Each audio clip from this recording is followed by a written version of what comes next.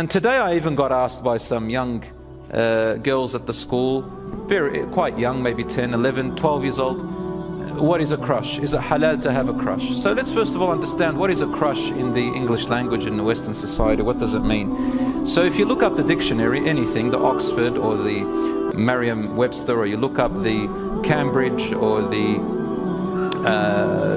any kind of English dictionary, and you'll find a similar meaning, which means a crush is a strong and intense feeling which makes you think that you like someone, but it is temporary, and usually you like someone who you know is highly unlikely you will ever be with.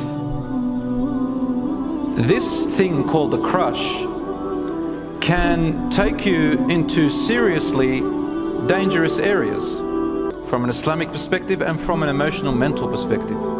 People with crushes can get obsessed with their crush.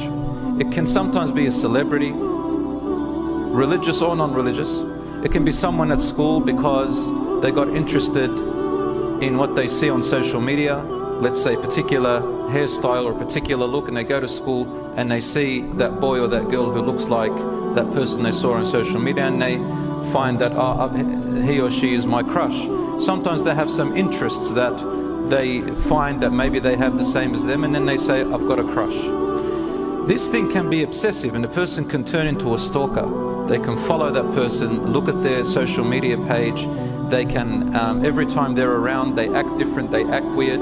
Some of them, if they come on a tram or by transport, they'll probably go and deliberately wait outside the school, probably unsupervised, and then wait for the particular tram, particular transportation where they know that crush is going to be on, or they'll wait out school and wag, or they'll do a lot of things that really makes them misbehave just for their crush.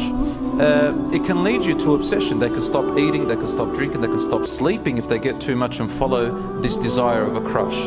So brothers and sisters, it is a dangerous thing. Crush means it truly will crush you if you follow that desire. However, brothers and sisters, please understand me.